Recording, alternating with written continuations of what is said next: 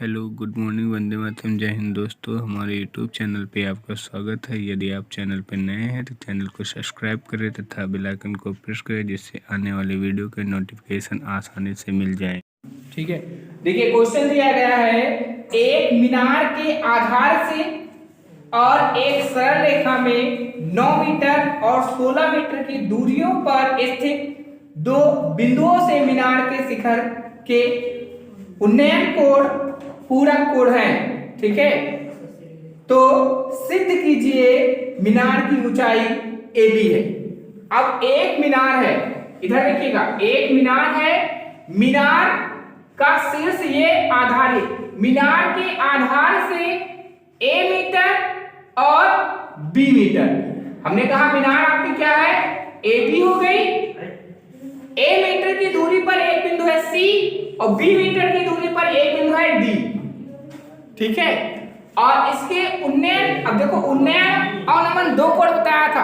उन्नयन में नीचे से बन रहा है, यहां से उन्नयन कोण एक दूसरे के पूरक कोण है। कैसे कोण है, पूरक कोण है।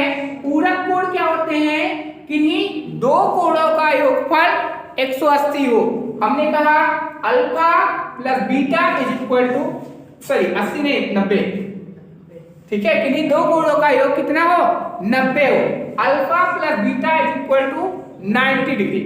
हमने अगर मान लीजिए यहां से हमने कहा अल्फा का मान निकालना है, तो दूसरा कोण हमारा क्या हो जाएगा, 90 प्लस 90 माइनस बीटा। साइड से क्या है, माइनस का होगा ना। तो अगर इसको हमने कहा ये कोण थीटा हो गया, तो ये कोण कितना हो जाएगा, 90 माइनस थीटा। ठीक है, अब हम क्या करें, और माना मीनार की ऊंचाई क्या है, h है, लिख लो। माना मीनार की ऊंचाई h मीटर है तथा A से, ठीक है, मीनार से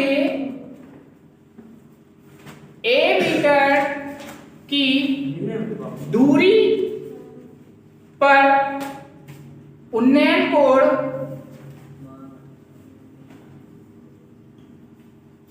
थीटा है और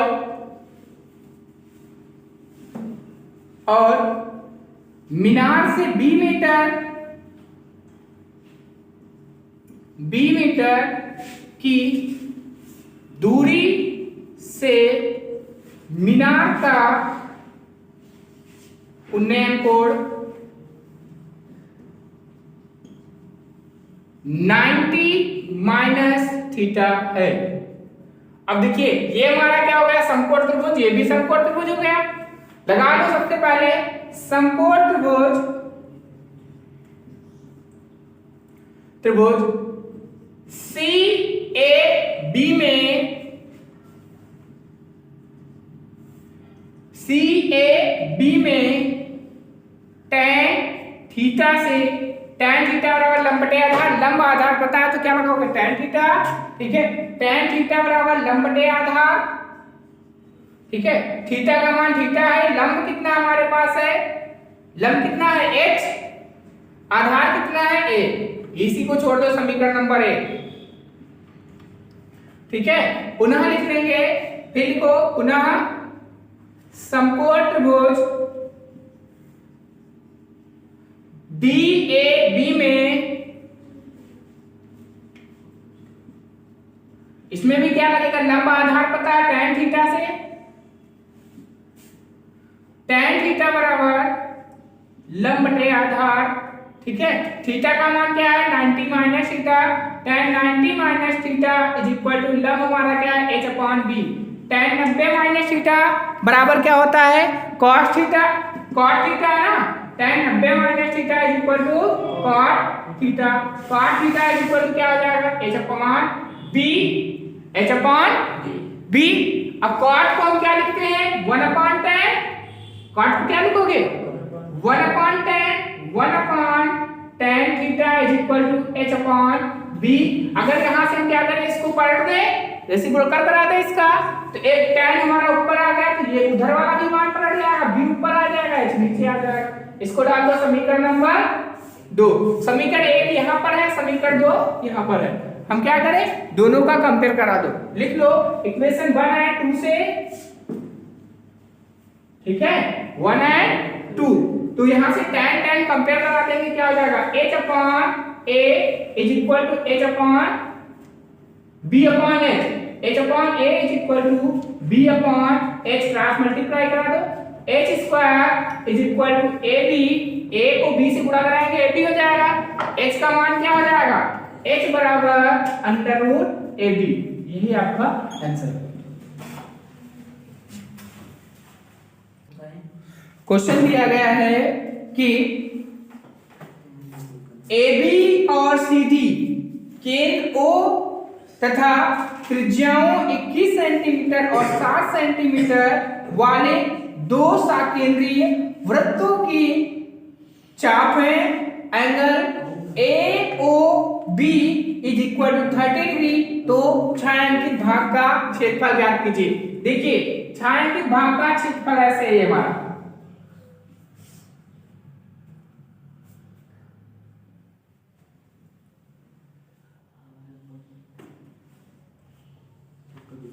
ठीक है। ये जो कोण दिया गया है वो 30 डिग्री दिया गया है। ये अब देखो यहाँ पे ये O है, A है, B है, ठीक है, और ये C है, ये D है।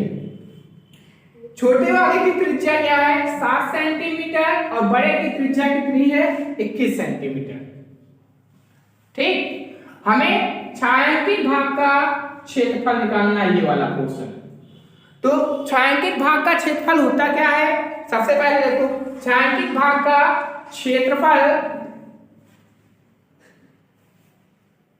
छायांकित भाग का क्षेत्रफल थीटा अपॉन 360 पाई r स्क्वायर। तो यहां पर अब दो वृत्त हैं, सबसे पहले हम क्या करेंगे, त्रिज्या r1 की सहायता से इसका क्षेत्रफल निकालोगे, ठीक है, छोटे वाले का। फिर त्रिज्या r2 की सहायता से बड़े वाले का क्षेत्रफल निकालोगे। हमें छायांकित भाग का क्षेत्रफल ज्ञात करना है, तो छायांकित मींस ये वाला पोर्शन हमको क्या करना है, r1 वाला पोर्शन हटाना है। और मैथ में अगर किसी चीज को हटाना होता है तो उसका मतलब वो पोर्शन हमारा क्या होगा, घटेगा, ठीक है, सब्ट्रैक्ट कराएंगे उसको। हम बड़े वाले त्रिज्यखंड के क्षेत्रफल से छोटे वाले त्रिज्यखंड के क्षेत्रफल को घटा देंगे, आंसर आ जाएगा। तो जहां पर डायरेक्ट आप लगा सकते हो, r1 का मान हमारे पास कितना दिया गया है, 7 सेंटीमीटर, और r2 का मान जो दिया गया है वो कितना दिया गया है, 21 सेंटीमीटर। थीटा का मान कितना है, 30 डिग्री। डायरेक्ट लगाओगे क्या कि छायांकित भाग का क्षेत्रफल, छायांकित भाग का क्षेत्रफल बराबर थीटा अपॉन 360 पाई ब्रैकेट में r2 square minus r1 square. Direct लगा लो आप उसको। r2 मींस इसका जब ब्रैकेट ओपन करोगे तो यही तो होगा, ठीक है। अब देखो अगर आप डायरेक्ट नहीं लगाना चाह रहे हो तो अगर हम इसको अलग अलग करें तो पहले लिख लो बड़े वृत्तखंड का क्षेत्रफल, त्रिज्यखंड का क्षेत्रफल, माइनस छोटे त्रिज्यखंड का क्षेत्रफल, पाई थीटा अपॉन 360, पाई कॉमन हो जाएगा, बचेगा हमारा r2 square minus r1 square, बचेगा तो यही। तो डायरेक्टली हमने फार्मूला लगा दिया। अब थीटा का मान देखो कितना दिया गया, 30 डिग्री। कितना है, 30 डिग्री है ना, ये हो जाएगा 30 अपॉन 360, पाई का मान 22/7, पाई का मान 22/7, r2 का मान कितना है, 21 का स्क्वायर माइनस 7 का स्क्वायर। 21 का स्क्वायर कितना होगा, 441, ठीक है।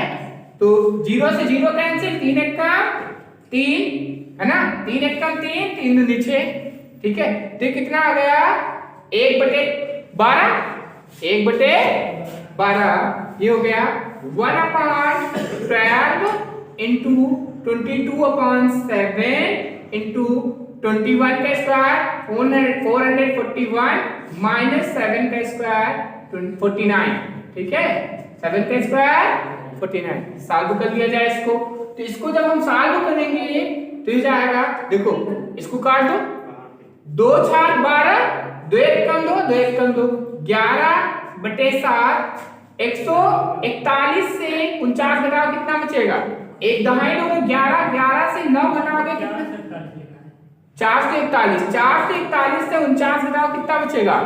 एक दहाई लोगे 11, 11 से 9 घटाओगे 2 बचेगा, ठीक है। तो यहाँ बचा 30, एक दहाई 13, 13 से 4 घटाओगे 9, है ना, और ये हो गया 392, 392 को 7 से काटो, 7 1 का 7 25 35, 4 बचा 42, 7 6 42, ये हमारा आ गया 11 गुणे 56, 11 का 56 से गुणा करा दो, 11 छक्का 66, कैरी 6, है ना, 11 25 55 और 6 61, 616 centimetre square, 616 centimetre square. Question दिया गया है कि समीकरण x minus y is equal to 1 और 3x plus 2i minus 12 is equal to 0 का ग्राफ खींचिए और x अक्ष और इन रेखाओं से बने त्रिभुजों के शीर्ष के निर्देशांक ज्ञात करना है। दो समीकरण दिए गए हैं, उनका क्या करना है? ग्राफ खींचना है, और ग्राफ की सहायता से जो x अक्ष पर त्रिभुज बनेगा उसका हमें क्या करना है? निर्देशांक, त्रिभुज के अक्ष होंगे उनके निर्देशांक निकालना है। तो जो समीकरण दिए गए हैं, समीकरण को हम क्या करेंगे? ग्राफी विधि से हल करेंगे। कम से कम प्रत्येक समीकरण के 2-2 मान निकाल लीजिए, ठीक है। तो पहला समीकरण हमारे पास जो दिया गया है वो है x minus y plus 1 is equal to 0।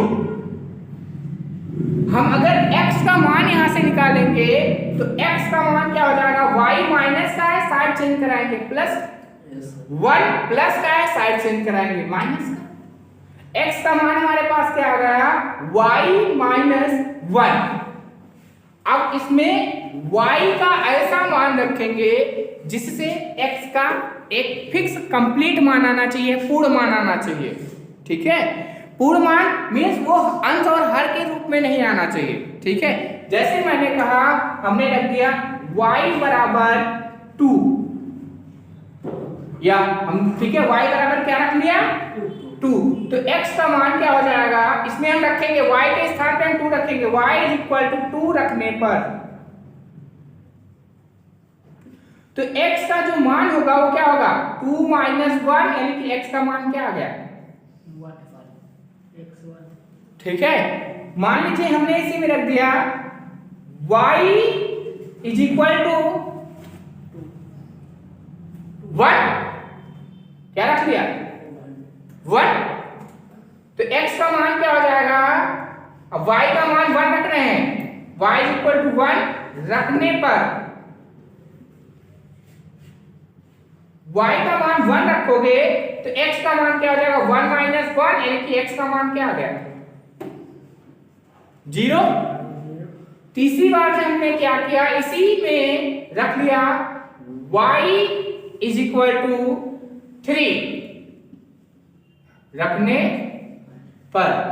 पहली बार हमने 2 रखा, फिर 1 रखा, 3 रख रहे हैं। तो जब 3 इसमें रखेंगे समीकरण में तो क्या हो जाएगा? x is equal to 3 minus 1, x का मान कितना आ गया? 2। तो इस प्रकार x और y के हमारे पास 3-3 मान आ गए। आ गए कि नहीं आ गए? हमने कहा x और y इसको लिख दिया। x का मान जब हमने y का मान 2 रखा तो x का मान क्या आया? 1। जब हमने y का मान 1 रखा तो x का मान कितना आया? 0। जब हमने y का मान 3 रखा तो x का मान कितना आया? 2। अब हम दूसरा समीकरण लेंगे। जो दूसरा समीकरण हमें दिया गया है वो क्या है? 3x plus 2y minus 12 is equal to 0। अब हम इसमें भी क्या करेंगे? वही काम करेंगे। हमने कहा इस 2y को रोक लिया जाए, यहाँ पे 2y इज इक्वल टू 12 हमारा किसमें है? प्लस का, है ना, माइनस का तो उस पार जाएगा, किस में जाएगा, प्लस में, और ये हमारा यहां से हम 3x को साइड चेंज करा दें तो माइनस का 3x हो गया। ठीक है, x की ऐसी वैल्यू रखोगे जिससे y का कंप्लीट मान आए। हमने पहला समीकरण x में बनाया था, दूसरा इसीलिए y में बना दिया। अब देखो इसमें अगर हमने कहा x बराबर 0 रख दे, क्या रखते हैं, x बराबर 0, ये समीकरण 2 है, समीकरण 2 में रखने पर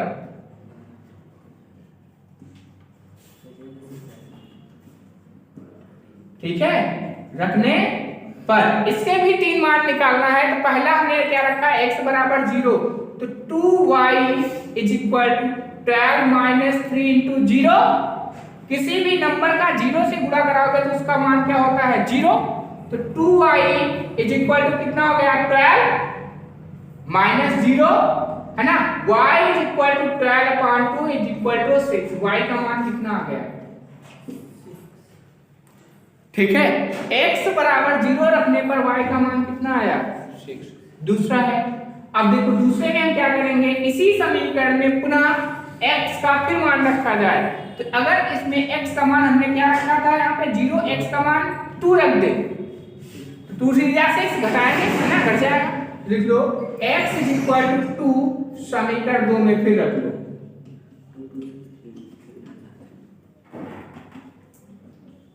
रखने पर रखेंगे इसमें तो देखिएगा क्या हो जाएगा, यहाँ पर 2 रखेंगे हम इसमें, तो 2y is equal to 12 minus 3 into 2, 3 का 2 से मल्टीप्लाई करोगे कितना हो जाएगा, 6, 12 माइनस 6 कितना बचेगा, 6, y is equal to 6 upon 2, 2 1 2 2 3 6, y का मान कितना आ गया, 3, y का मान कितना आ गया, 3। अब अगला एक और बिंदु कर लेना चाहो तो ले लो, ले लें अगला बिंदु, ठीक है। चलिए अब इसमें हम क्या करेंगे, तीसरा हम फिर इसी समीकरण में लिख लेंगे, x बराबर 4, x इज इक्वल टू 4, समीकरण 2 में रख लो।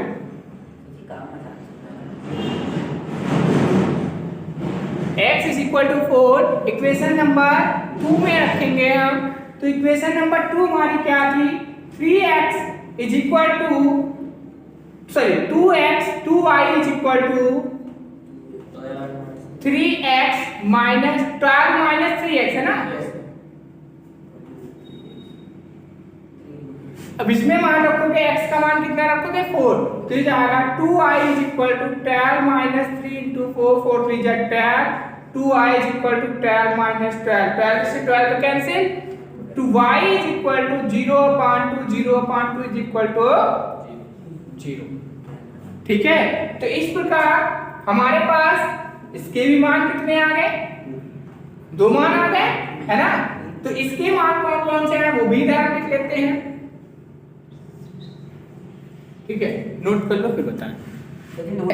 तो समीकरण 1 के जो मान आए थे वो कौन कौन से थे, जरा बोलिए। x 102 x और y इज इक्वल टू हमने 2 रखा था, x का मान कितना आया था 1, और y इज इक्वल टू 1 रखा था, x का मान 0।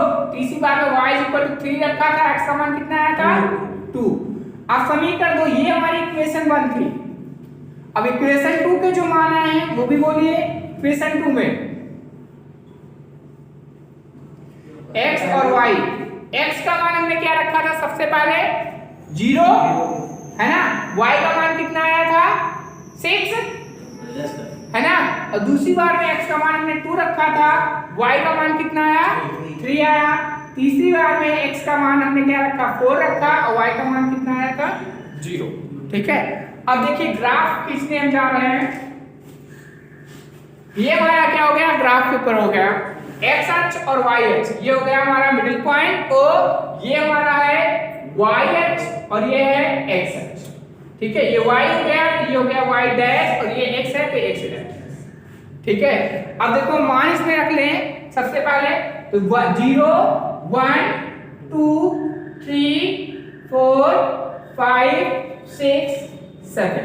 ठीक है, इधर ऊपर भी लिख दो 1 2 3 4 5 6 7। इधर भी लिख लो -1 -2 -3 -4 -5 -6 -7। नीचे भी लिख दो -1 -2 -3 -4 है ना, -5। अब देखिए, अब हम क्या करेंगे, सबसे पहले ग्राफ 1 की बात करते हैं, रेखा 1 की बात करेंगे। तो x पर कितना है 1 और y पर कितना है 2। तो x पर 1 और y पर 2, तो पहला पॉइंट हमें ये मिल गया ना।